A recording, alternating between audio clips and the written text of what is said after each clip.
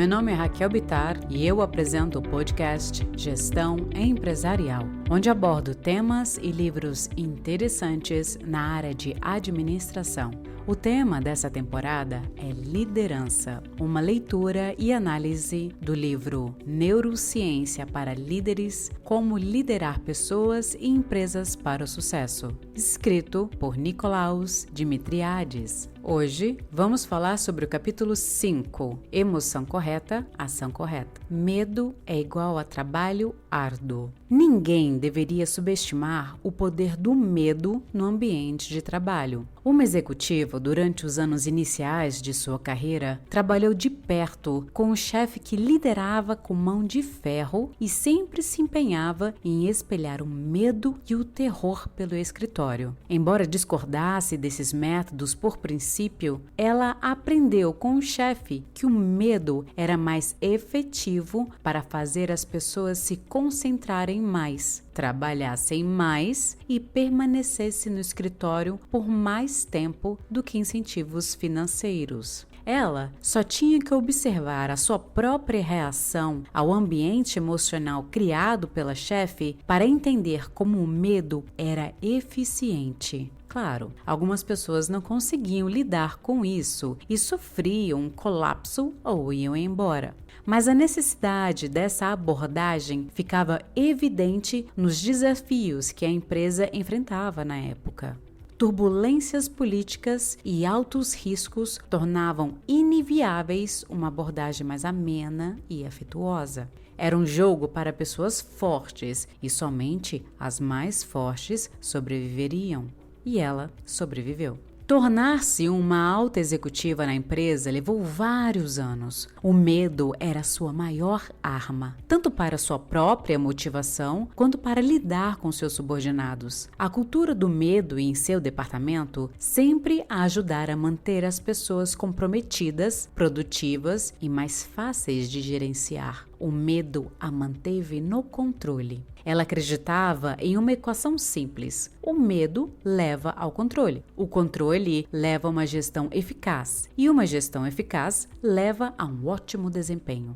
Entretanto, ela usava medidas positivas formais e informais quando precisava atingir objetivos particulares, como atrair novo pessoal, impedir que sua equipe sofresse um colapso emocional e evitar que as pessoas deixassem a empresa. Afinal, ela acreditava que os seres humanos são bons e gentis e requeria uma abordagem séria. Assim, o castigo servia para manter as pessoas na linha e sempre funcionando, e a recompensa servia para atrair novos funcionários e evitar que os bons saíssem.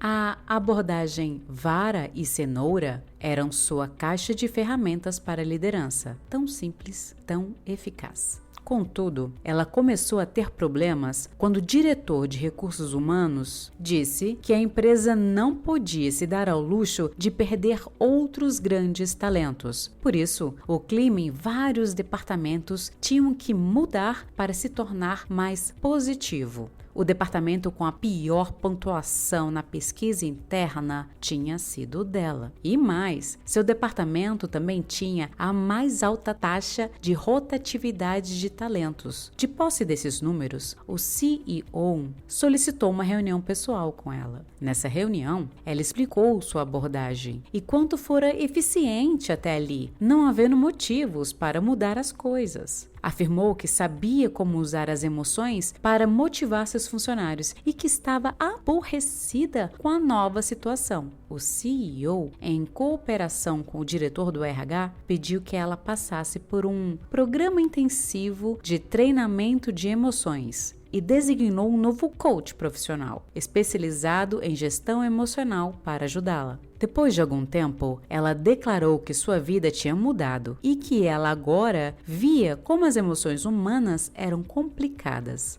Ela era uma gestora muito melhor e uma ótima líder para sua equipe e seus colegas. Agora estava claro para ela que os negócios sérios precisam de uma abordagem séria para as emoções e não da visão simplista que vinha aplicando. Por que o mundo dos negócios evitar uma discussão séria e profunda sobre as emoções durante tanto tempo?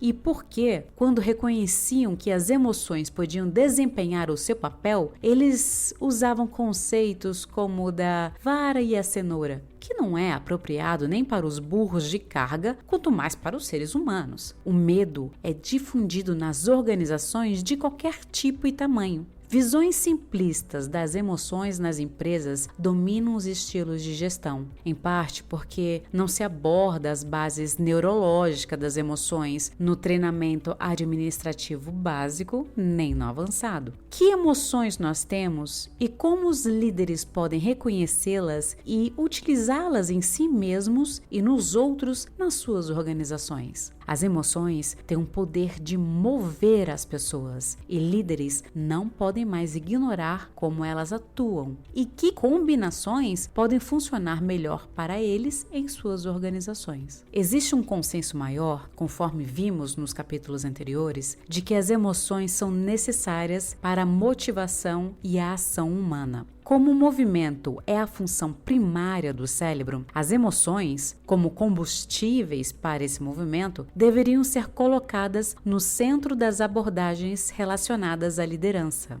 Árvores e plantas, embora tenham diversos sistemas internos que lhes permitem sobreviver e progredir, não possuem o centro administrativo que colete todas as informações sensoriais, internas e externas, para produzir uma imagem integrada de determinada situação e reagir àquela situação de forma decisiva e tão rapidamente quanto possível. Animais, por sua vez, e qualquer organismo multicelular são equipados com um CEO que vê, ouve e sente tudo, de forma a tomar decisões depressa e agir de acordo com isso. Esse CEO é o cérebro, e sua principal função é iniciar um movimento para garantir o sucesso. Pensamento, sentimento, compreensão e qualquer outro processo cerebral são úteis apenas em sua capacidade de auxiliar o cérebro a mover o corpo na direção certa. Impulsos humanos básicos, como fome, motivação e emoções, todos eles, com frequência, levam ao movimento, que é o motivo pelo qual o cérebro existe. As emoções são um compasso integrado do cérebro para a ação. Portanto, quanto maior a necessidade de mudança, mais urgente é a necessidade de que as emoções mantenham as pessoas mudando, tomando a iniciativa e trazendo novas soluções para novos problemas. O cérebro é construído para isso. Mas será que nós o estamos utilizando da forma apropriada? O estado emocional do cérebro, com frequência, é descrito como um contínuo, com positivo e negativo em seus extremos e neutro no meio. As duas pontas estão lá para fazer com que nos movimentemos, seja na direção de um objeto, pessoa ou situação,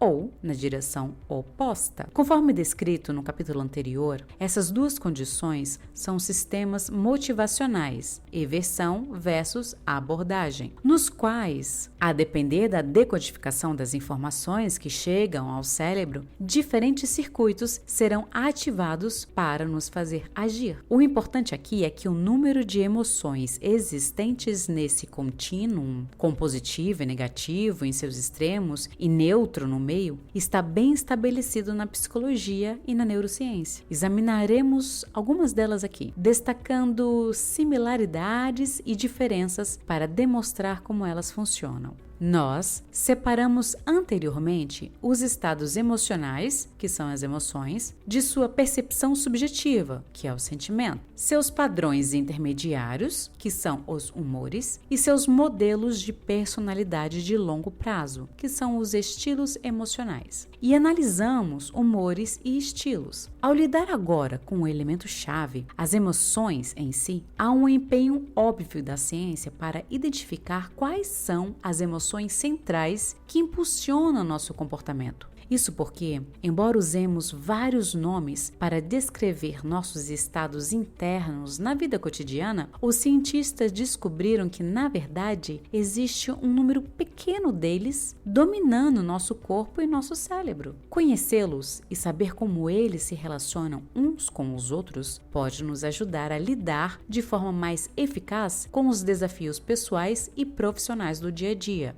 Tanto Ekman quanto seu professor Tompkins estudaram expressões faciais para revelar as emoções humanas básicas. O modelo de Ekman de expressões faciais universais descobriu que, no mundo todo, 6 emoções básicas são mencionadas, que é a raiva, o nojo, o medo, felicidade, tristeza e surpresa. Enquanto o modelo de Tompkins identifica 9 emoções básicas, com cada par apresentando uma qualificação de alto e baixo, chamado de mecanismo instalado, pré-programados e geneticamente transmitidos que existem em cada um de nós. Elas são 1. Prazer, baixo, alegria, alta. Esta é uma reação positiva ao sucesso, e quanto mais alta a emoção, mais forte a disposição de compartilhar. 2. Interesse, baixo, entusiasmo, alto.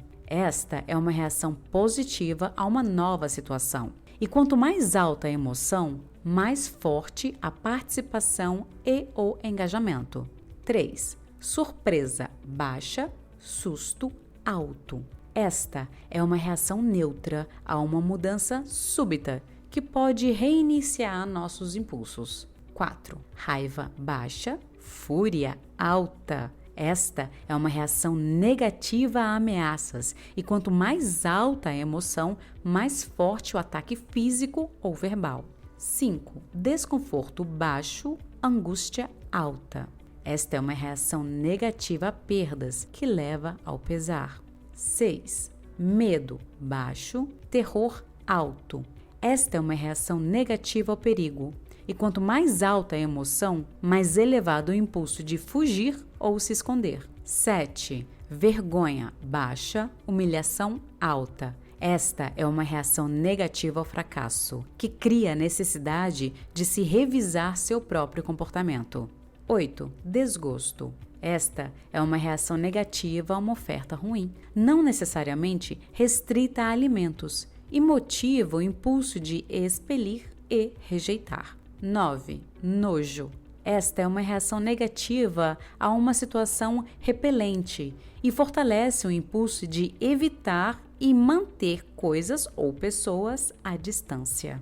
Tanto as 6 emoções básicas de Ekman quanto as 9 de Tompkins influenciaram profissionais das ciências por causa da sua objetividade e relação direta com o rosto humano. Esses conjuntos de emoções básicas envolvem macro e microexpressões do rosto.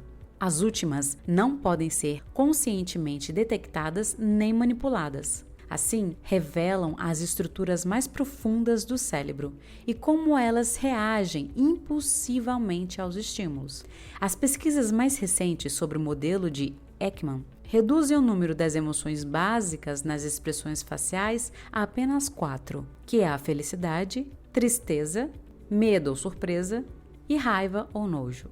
Utilizando as tecnologias e os métodos mais atuais, esse estudo demonstrou que a felicidade e a tristeza mostram sinais faciais únicos ao longo do tempo, conforme o ciclo de uma expressão amadurece. Esses pares tornem a se separar e ficam evidentes que os sinais faciais são projetados por pressões evolucionárias biológicas e sociais para otimizar sua função.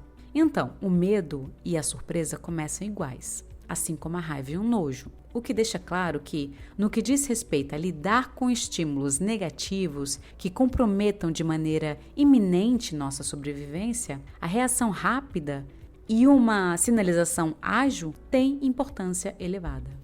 As emoções básicas e as relações entre elas estão ligadas às substâncias químicas no cérebro. O modelo de Hugo é o primeiro a traçar conexões detalhadas entre os níveis comparativo dos 3 neurotransmissores no nosso cérebro, que são a serotonina, dopamina e noradrenalina.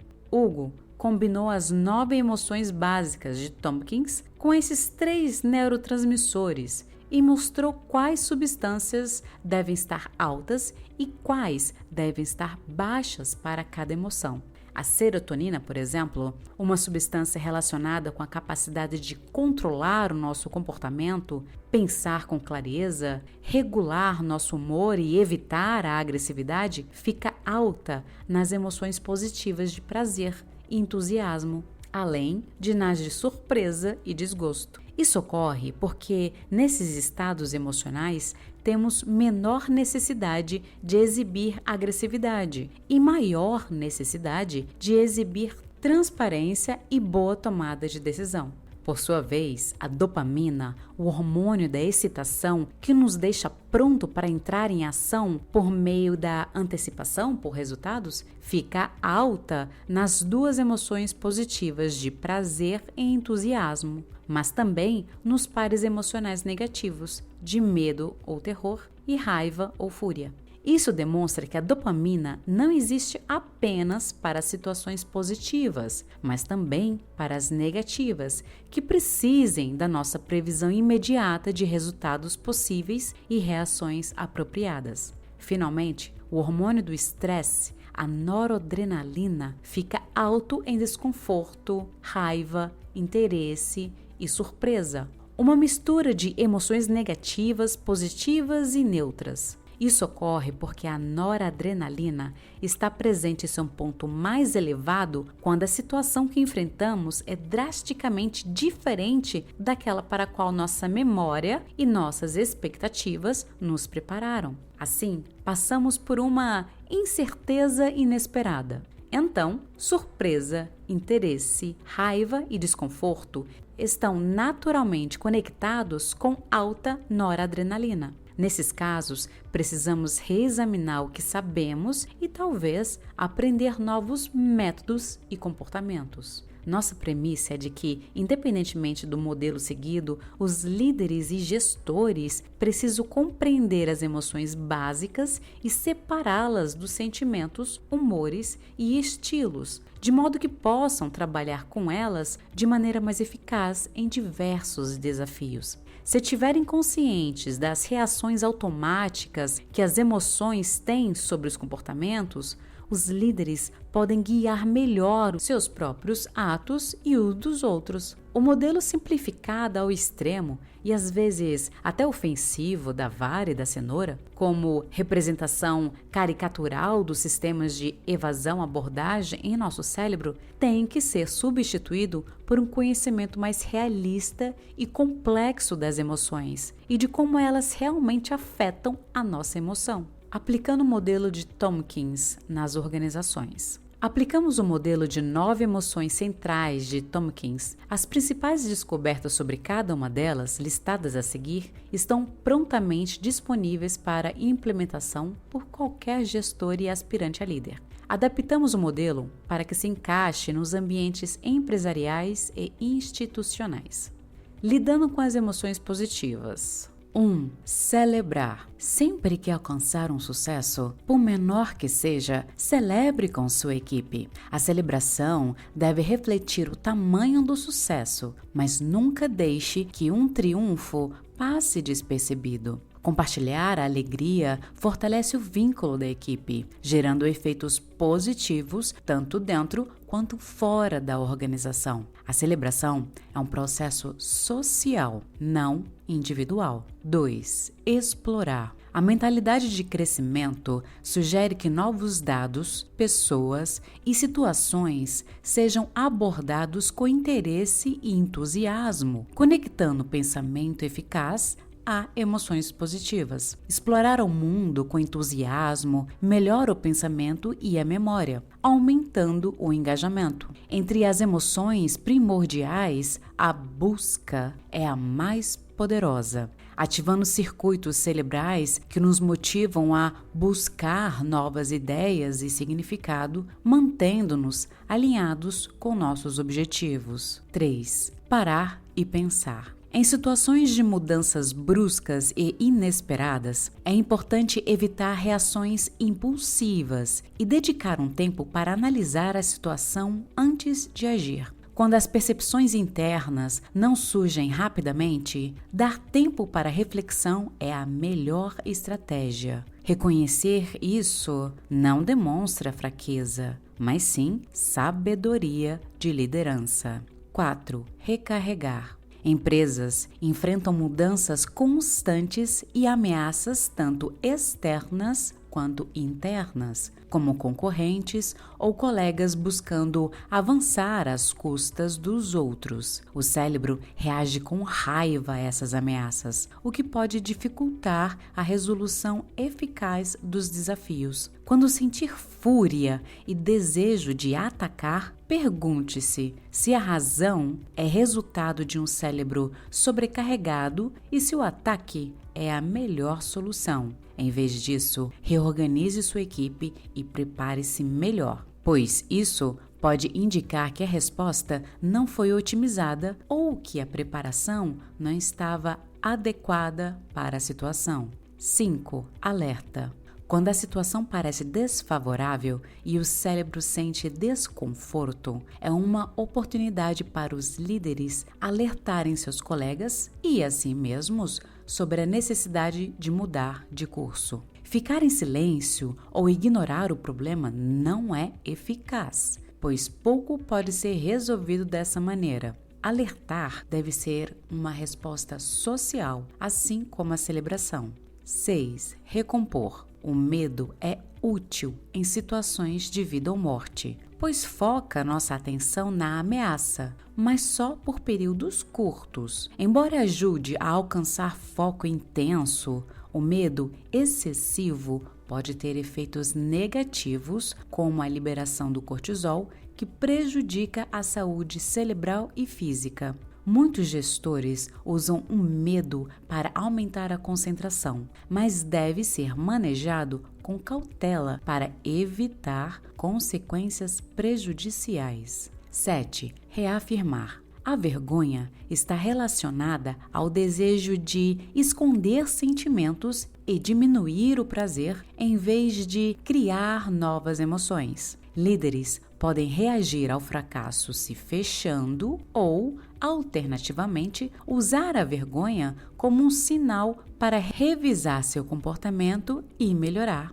Com força de vontade e uma mentalidade de crescimento, é possível transformar essa emoção e reforçar as habilidades coletivas e as oportunidades para o sucesso futuro.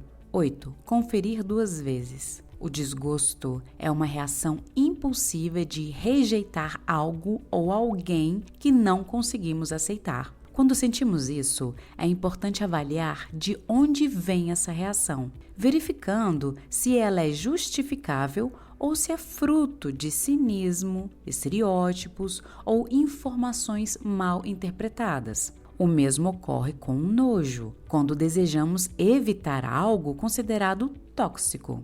Reavaliar os motivos para essas emoções ajuda a decidir se estamos tomando a melhor ação ou sendo influenciados por vieses e circunstâncias. Todas as emoções básicas precisam ser compreendidas e abraçadas pelos líderes. Nenhuma emoção deve ser ignorada, suprimida ou anulada, já que as emoções evoluíram por milênios para garantir a nossa sobrevivência, tanto física quanto socialmente. Nosso papel é aumentar o impacto das emoções positivas em contraste com as negativas. Utilizar todas as emoções, até as negativas, para elevar a nossa performance pessoal e a de nossa equipe é o que separa os líderes inspiradores dos gestores que desmotivam.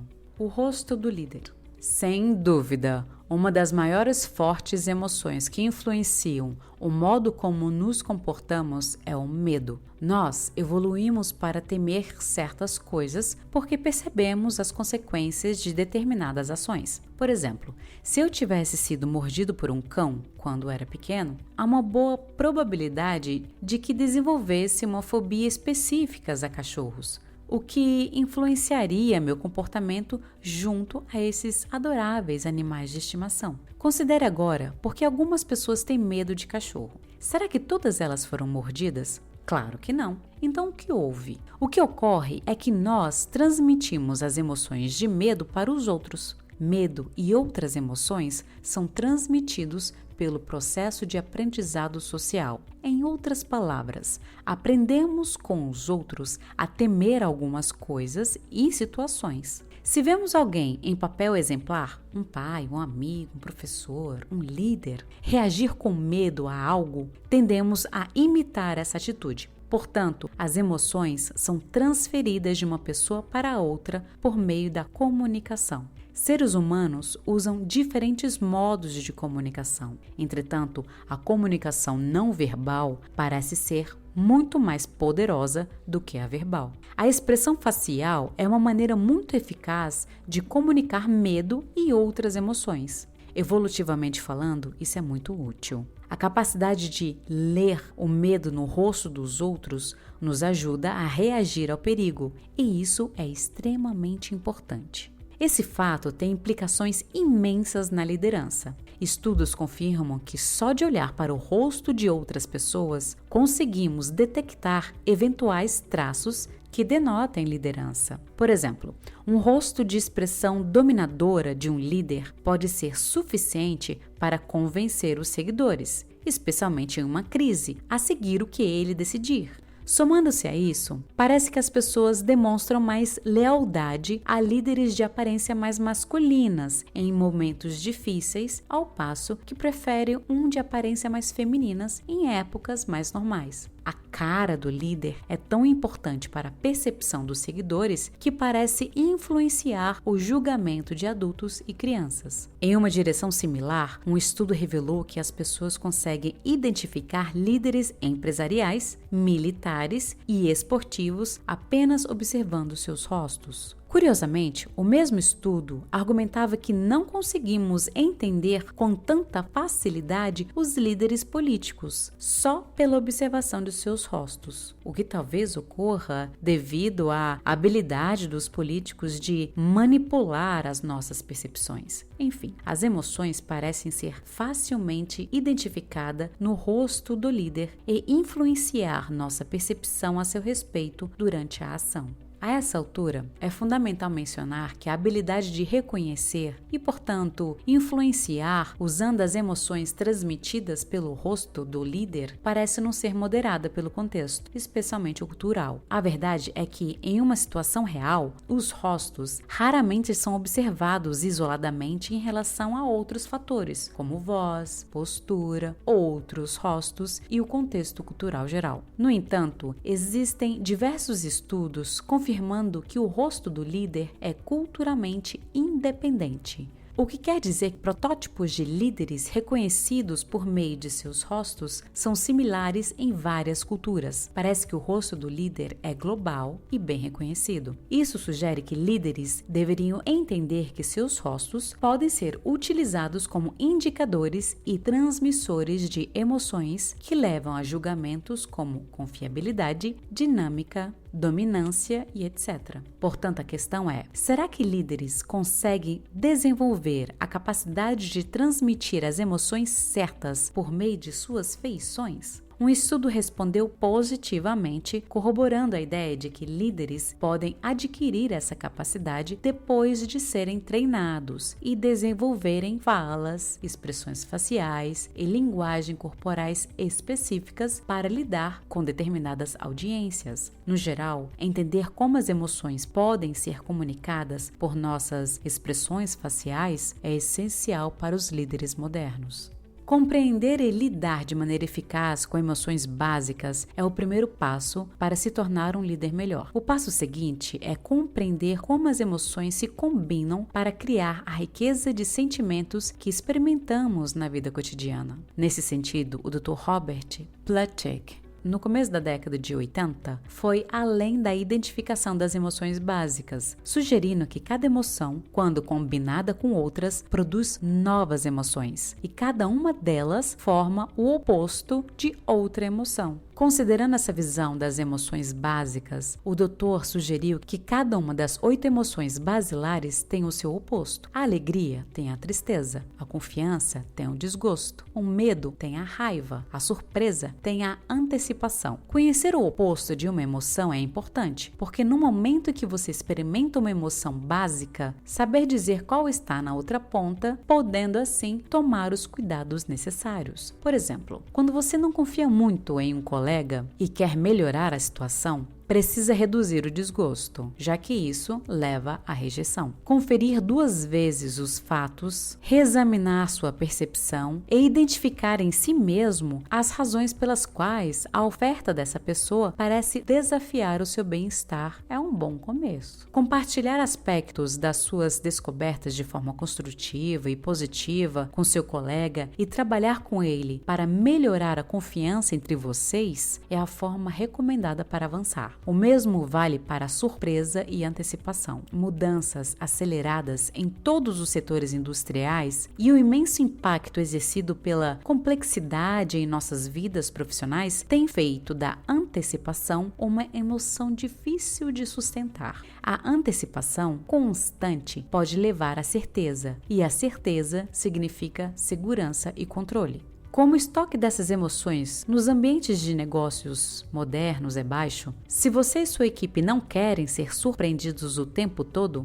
devem fazer o que for possível para minimizar a criação de antecipação por resultados específicos, como pré-condição do bem-estar pessoal e coletivo. A abordagem de apostas pequenas, discutidas no capítulo 3, pode ser muito útil para evitar grandes certezas e antecipações rígidas. Um forte senso de propósito, de novo remontando ao capítulo 3, podem também ajudar a desenvolver antecipação aberta e sadia, e assim mitigar surpresas desagradáveis constantes. Mas o doutor foi além, sugerindo que juntar 2 emoções, criar novas emoções e que conhecer os ingredientes de uma emoção pode nos ajudar a lidar melhor com essa emoção. As principais combinações são: 1. A alegria e confiança criam amor. O oposto é o remorso, criado por tristeza e desgosto. 2. A confiança e medo criam submissão. O oposto é o desprezo, criado por desgosto e raiva. 3. Medo e surpresa criam reverência. O oposto é a agressividade, criada por raiva e antecipação. 4. Surpresa e tristeza criam reprovação. O oposto é o otimismo, criado por antecipação e alegria. Um chefe assustador que traz resultados lidera valendo-se da submissão e do medo, de maneira semelhante à mostrada no caso da abertura desse capítulo. Segundo nossa experiência, a submissão, infelizmente, é dominante como emoção escolhida para liderar em muitas organizações ao redor do mundo. Líderes autoritários que utilizam o medo e a submissão podem gerar resultados, mas criam ambientes prejudiciais. A submissão, embora traga obediência e previsibilidade, limita a criatividade e pode desencadear pensamentos e comportamentos imorais. Exemplos como os experimentos de Milgram de 1960 e o experimento da prisão de Stanford de 1771 mostram que, sob a influência de autoridades dominadoras, pessoas comuns podem ser levadas a realizar ações cruéis, como infligir dor física ou abusar de outros. Esses estudos demonstram como a obediência cega pode suspender o julgamento moral das pessoas. O uso do poder e da autoridade de maneira abusiva altera atitudes e comportamentos, criando um ambiente organizacional onde trapaças, mentiras e abusos se tornam comuns. Em tempos de crise, como a pandemia da Covid-19, os líderes tendem a usar o medo e a submissão de forma mais intensiva para gerenciar as reações dos funcionários às mudanças. Embora isso garanta obediência, o comportamento submissivo impede o desenvolvimento de características essenciais para o sucesso organizacional, como engajamento, paixão e criatividade, que são fundamentais para criar equipes inovadoras e produtivas.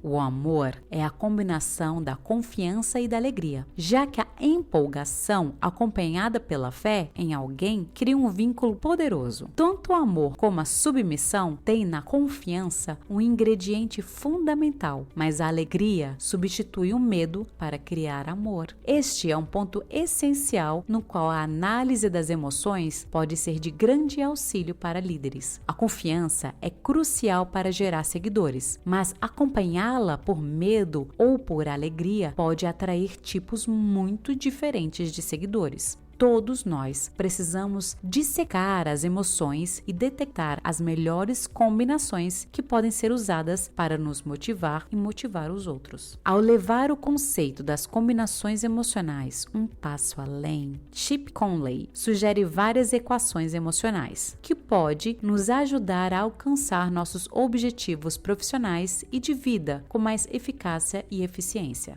Seguindo o raciocínio de colocar duas emoções juntas para obter uma, Conley elaborou as suas próprias formulações. 3 delas são congruentes com nossas próprias perspectivas de liderança e baseada no cérebro. 1. Criatividade é igual a espanto mais reverência. A curiosidade é essencial para a criatividade e envolve 2 elementos principais, que é o espanto e a reverência. O espanto é a empolgação da descoberta, enquanto a reverência combina medo e surpresa, ajudando a estabelecer uma conexão mais realista e humilde com o mundo. Para que a curiosidade na liderança seja eficaz, é necessário equilibrar o prazer da descoberta com a humildade, evitando a superficialidade ou a arrogância. Sem espanto, a curiosidade é vazia e sem reverência pode levar a erros e isolamento. 2. Arrependimento é igual a decepção mais responsabilidade. Líderes tomam muitas decisões em ambientes de negócios dinâmicos. E embora algumas sejam mais impactantes, todas envolvem escolhas que podem gerar arrependimento.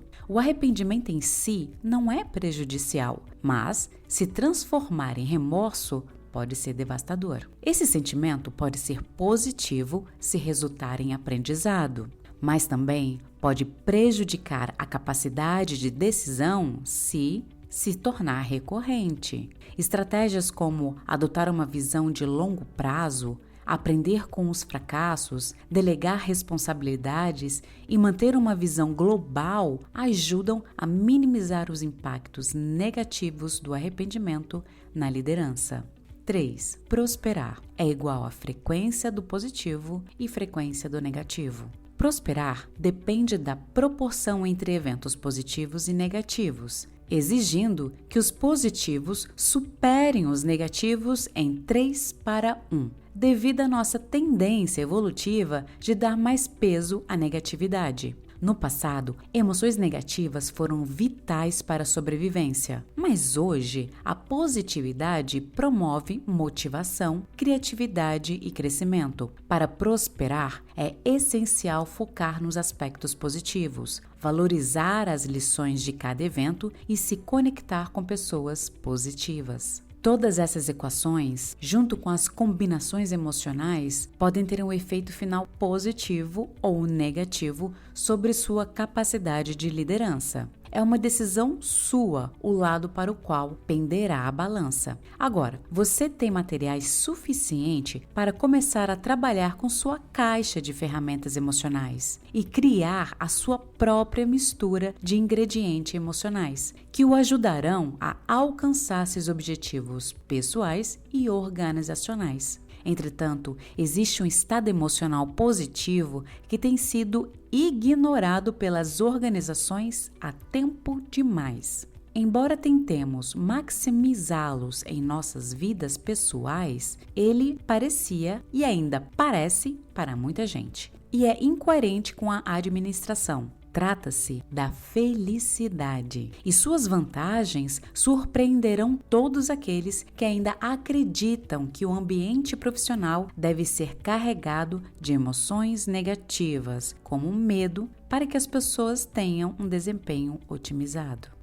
A felicidade está no topo da lista quando se pede às pessoas que façam uma lista de emoções. Além disso, ela pode ser encontrada em quase todos os modelos conhecidos de emoções basilares. Com base nessas observações, é notável que a psicologia e a neurociência estejam ocupadas há tanto tempo com os problemas da nossa mente e não com o seu lado positivo. Possivelmente, essa é outra prova do viés negativo de nosso cérebro, conforme mencionado anteriormente.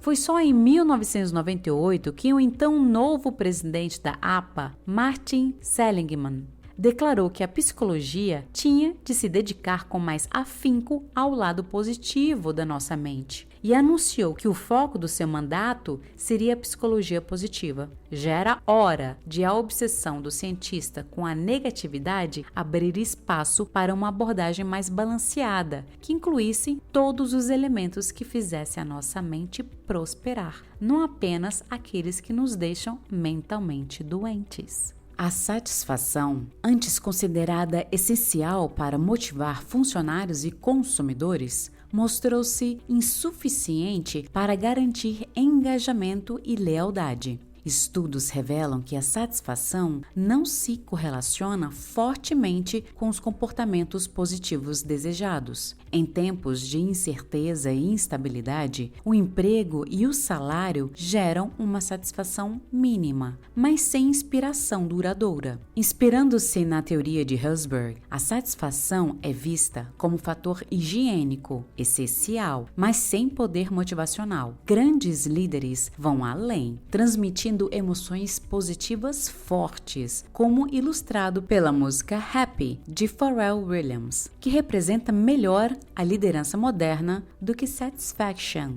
dos Rolling Stones. É importante adotar uma visão mais positiva sobre as emoções, com foco na felicidade, que se tornou uma emoção central tanto na ciência quanto na cultura pop. Embora a popularização da felicidade tenha levado à proliferação de mensagens simplistas sobre o tema, ela também impulsionou pesquisas sobre como a felicidade afeta o nosso cérebro e o comportamento. Para a sociedade e as organizações, uma descoberta importante foi que a felicidade não é apenas um resultado do sucesso, mas também um fator que contribui para ele. Esse conceito desafia a visão tradicional, que acredita que o sucesso gera felicidade, sugerindo que a felicidade é, na verdade, um pré-requisito para o sucesso. Uma atmosfera positiva no trabalho não prejudica o sucesso. Na verdade, ela o causa. Deixar os sentimentos positivos apenas para aquelas ocasiões em que o sucesso já ocorreu reduzirá as chances de que ele ocorra novamente. Nossos cérebros são literalmente programados para ter seu melhor desempenho quando estão positivos. No entanto, no mundo de hoje, ironicamente, fazemos sacrifícios pelo sucesso, apenas para reduzir a taxa de sucesso no nosso cérebro. Nossa vida exigente faz com que nos sintamos estressados e nos sentimos esmagados pela pressão crescente de chegar ao sucesso a qualquer custo.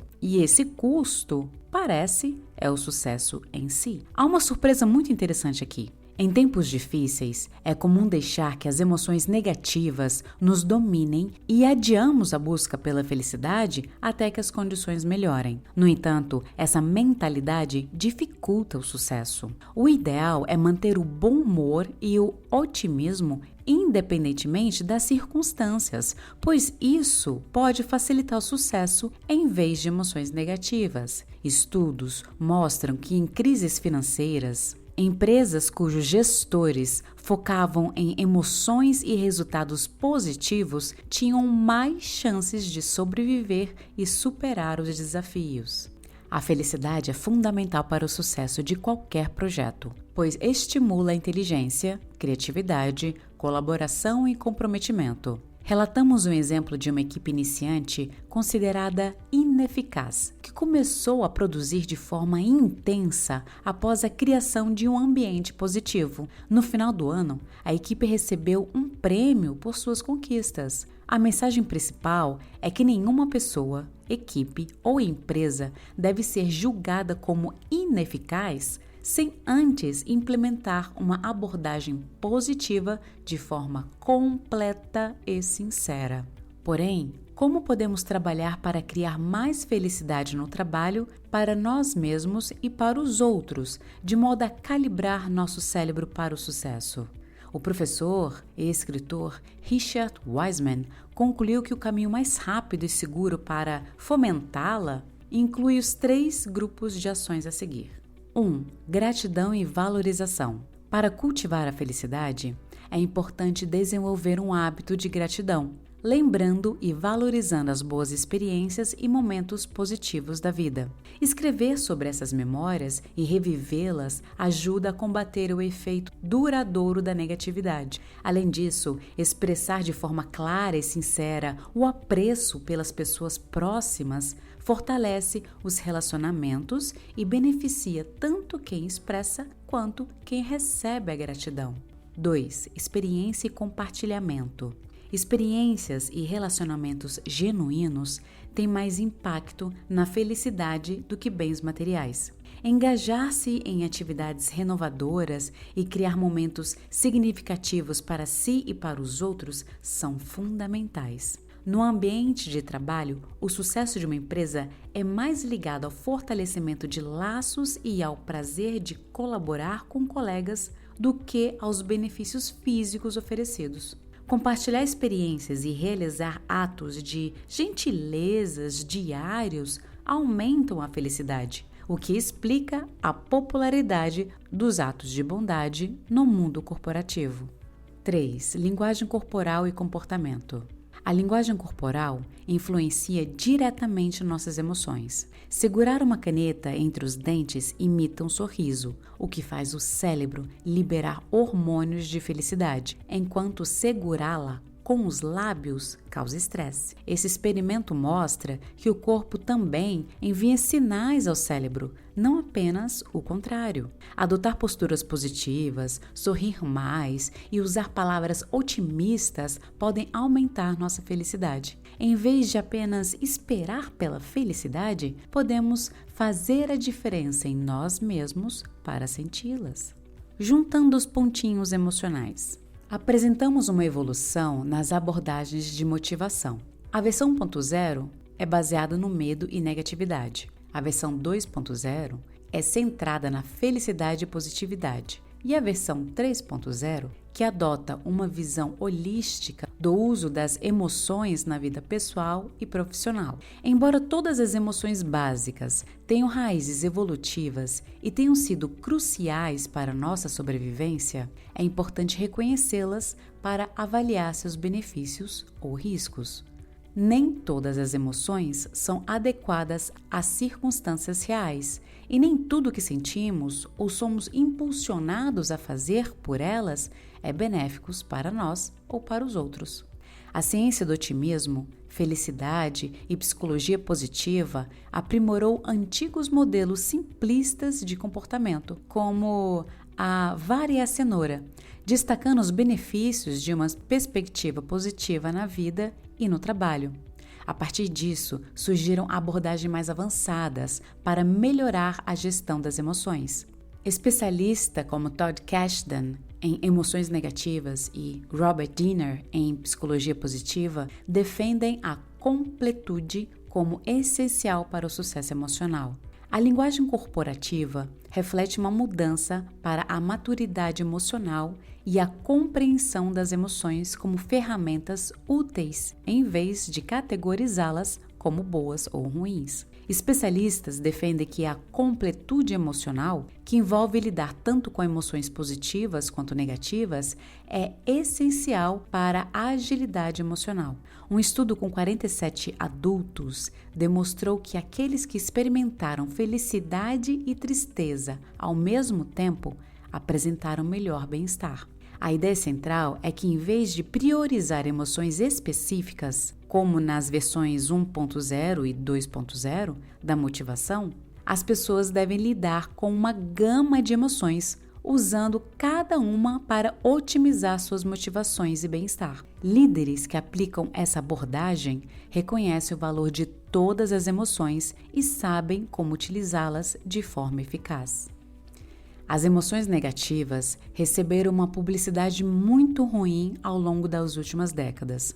Elas passaram a levar a culpa por quase todas as condições psicológicas que reduzem a habilidade das pessoas de conviver de maneira normal em nossa sociedade. Talvez não é de todo injustamente. O que é injusto, porém, é que os efeitos positivos das emoções negativas têm sido, em sua maior parte, ignorados. Campanhas de marketing frequentemente nos prometem alívio imediato para dores físicas e emocionais, criando uma percepção de que qualquer desconforto pode ser resolvido rapidamente. No entanto, a dor, seja física ou emocional, não deve ser confundida com dano. A máxima "sem dor não há ganho" reflete o fato de que a dor é necessária para o aprendizado e crescimento, ajudando-nos a sair da zona de conforto. Em vez de evitar a dor, devemos aceitá-la como um indicador de que algo é importante e vale a pena ser vivenciado. A dor de curto prazo, ligada a esforço e sacrifício, pode ser benéfica, desde que não cause danos duradouros. A tendência da sociedade moderna de evitar a dor pode ser contraproducente.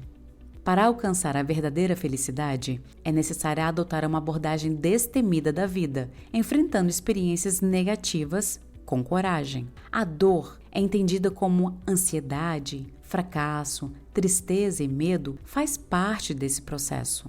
Esses momentos difíceis são essenciais para a felicidade, pois sem a dor não há caminho para a realização plena. O estresse, embora frequentemente visto como inimigo do bem-estar, é, na verdade, um sinal motivacional necessário para o cérebro, estimulando ações decisivas que podem levar à melhoria. O estresse patológico prolongado é prejudicial, mas o estresse em si é uma condição natural e essencial para o crescimento pessoal e mudanças. A ciência recente mostra que o estresse pode nos tornar mais inteligentes, fortes e bem-sucedidos, ajudando no aprendizado, crescimento, coragem e compaixão. Mudar a forma como pensamos sobre o estresse pode melhorar nossa saúde e felicidade. Em vez de evitar o estresse, o melhor é repensar seu significado e aceitá-lo. Finalmente, descobriu-se que um humor negativo que transmita emoções negativas a uma equipe, um processo descrito no capítulo 4 como contágio emocional, tem efeitos positivos sobre o pensamento analítico, apesar de seu efeito negativo sobre a criatividade, o esforço e a coordenação. Esse tipo de negatividade pode ser usado estrategicamente para focar a equipe em uma situação específica por um período limitado, gerando resultados positivos. No entanto, esse efeito não deve ser sistêmico e permanente. Condições como dor, estresse e humor negativo podem ser aliados, não inimigos, quando aplicados dentro da abordagem de liderança do cérebro adaptável. Uma compreensão mais profunda das emoções é essencial para melhorar a performance de líderes e o bem-estar da sociedade. O filme Divertidamente, da Pixar, ajudou a ilustrar a ciência das emoções básicas, mostrando como elas influenciam o comportamento individual e os relacionamentos interpessoais. A popularização da ciência emocional, refletida em iniciativas como o Relatório Mundial da Felicidade e programas governamentais focados na felicidade, indica uma mudança na educação emocional e na política. O crescimento verdadeiro, seja pessoal ou organizacional, deve estar vinculado ao bem-estar emocional de longo prazo. Finalmente, precisamos mencionar que as emoções desempenham um papel importante não apenas para os líderes, mas também para os seguidores. Um estudo baseado em imagens do cérebro revelou que quando os seguidores acreditam ter recebido tratamento injusto por parte de seus líderes, partes específicas de seu cérebro associadas às emoções são ativadas. Esse estudo sugere que as emoções dos membros da equipe e dos funcionários desempenham um papel importante em sua decisão de seguir um líder. Elas também têm um papel importante na percepção dos nossos líderes como bons ou maus. Então, se você acha que as emoções de seus seguidores não têm relação com a opinião que eles têm a seu respeito como líder, pare e pense outra vez. Tenha em mente: cenouras, varas, satisfação e outras abordagens de emoção única são algo do passado, incompatível com a neurociência moderna. A química e os circuitos cerebrais, assim como o estudo minucioso das expressões físicas, sugere que temos um número de emoções basilares que evoluíram para executar tarefas importantes, e graças a isso, nossas chances de sobrevivência aumentaram. Líderes não podem desempenhar seus deveres sem compreender como essas emoções funcionam e por quais motivos. Primeiro, você precisa entender que seu rosto tem um papel significativo na transmissão de emoções para os outros. Segundo, familiarizar-se com o número e a natureza de nossas emoções básicas, liberar as relações entre elas, tirar vantagem das equações emocionais, utilizar o poder da psicologia positiva e, finalmente, montar todo o quebra-cabeça das emoções com completude e agilidade emocional são tarefas essenciais para a liderança baseada no cérebro adaptável. Finalmente, tanto as emoções positivas quanto as negativas podem ajudá-lo a atingir as prioridades da liderança. Acima de tudo, nosso cérebro é um órgão emocional. Agora está na hora de irmos para o capítulo 6. Agradeço a você que ficou comigo até o final desse podcast. Compartilhe com quem você acha que esse conteúdo seria interessante. Dê seu apoio ao podcast Gestão Empresarial para eu trazer mais e mais conteúdos interessantes na área de administração. Obrigada e até a próxima.